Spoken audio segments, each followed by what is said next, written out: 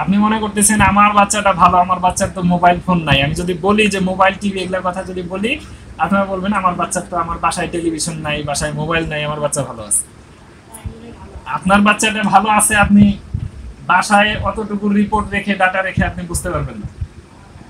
আপনার বাচ্চার ফ্রেন্ড আছে, তার মোবাইল আছে, তার মোবাইল দিয়ে সে মোবাইল দেখে, ব্যবহার করে।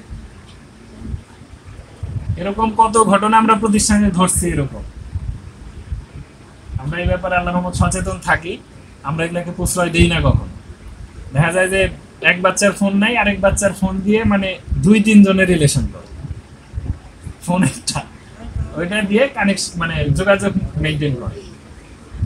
তো এগুলা জায়গায় সচেতন থাকতে হবে। এই জন্য বলছি যে বাচ্চা কাচ্চার বন্ধু নির্বাচন, এই জাতীয় জায়গাগুলো খেয়াল রাখা। টোটালি যদি আপনি নির্ভরশীল হয়ে যান এরকম যে না কোচিং এ দিছি স্যাররা দেখবে, প্রাইভেট দিছি প্রাইভেট স্যার দেখবে, তাদের একটা তো সীমাবদ্ধতা আছে, তারা সব দেখতে পারবে না। এই জায়গায় সচেতন হতে হবে, বাচ্চাদের সাথে ফ্রেন্ডলি হতে হবে, তবে বন্ধু হওয়া যাবে না। একটা হচ্ছে বন্ধু মানে বাপ মাকে বন্ধুর মতো মানে মূল্যায়ন করা, এটা মূল্যায়ন তো না, অবমূল্যায়ন হয়ে যায়। সন্তানের সাথে বন্ধুর মতো হতে হবে, বন্ধু হওয়া যাবে না। জানি না বিষয়টা উপলব্ধি করাইতে পারলাম কিনা। একটা বন্ধুর মতো সন্তান ভরসা করবে, আপনাকে বিশ্বাস করবে, কিন্তু সন্তান দিনের শেষে এটা জানবে যে এটা আমার বাবা, এটা আমার মা। হ্যাঁ, এই জায়গাটা ঠিক রাখতে হবে যে আমি অন্যায় করলে আমি প্রশ্রয় পাবো না, আমার বাবা এটা প্রশ্রয় দেন না। কিন্তু আমার যত বিপদ আপদ কনফিউশন, আমার যত দুশ্চিন্তা, এগুলা নিয়ে আমি আমার বাবার সাথে কথা বলতে পারবো, কারণ আমার বাবা সব বুঝে, সে আমাকে সাপোর্ট দিবে। এই জাতীয় হওয়া লাগে। অনেকে বলে আমি আমার সন্তানের সাথে বন্ধুর মতো একসাথে সিগারেট খাই, আছে এরকম, মাইন্ড করেন না, আমি দেখছি, সেই জায়গা থেকে বলতেছি। এটা যদি মনে করেন যে গাল গল্প হিসেবে বললাম তা না, আমি দেখছি এরকম একসাথে সিগারেট খায়, নিজের জন্য এক প্যাকেট কেনে, সন্তানের জন্য এক প্যাকেট কেনে, এরকম আছে।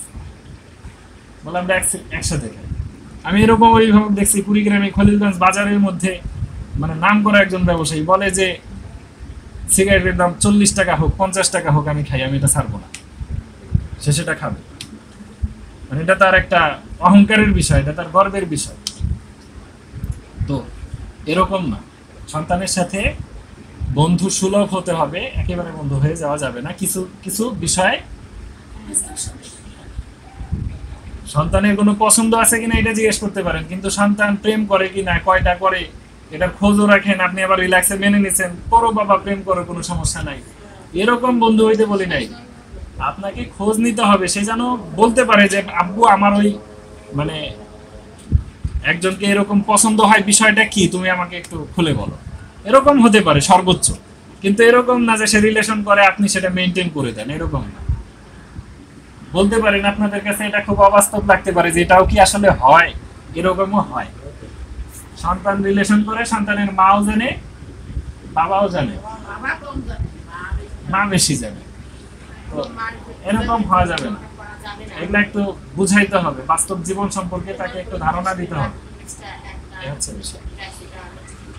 হ্যাঁ, তো যাই হোক, এরপরে হচ্ছে সকালে ওঠা, তারপর হচ্ছে বাথরুম যাওয়াটা নিশ্চিত করা। এটা মনে করতে পারেন যে এটা তো করেই না, অনেক সময় অনেক বাচ্চা করে না, অভ্যাস নাই।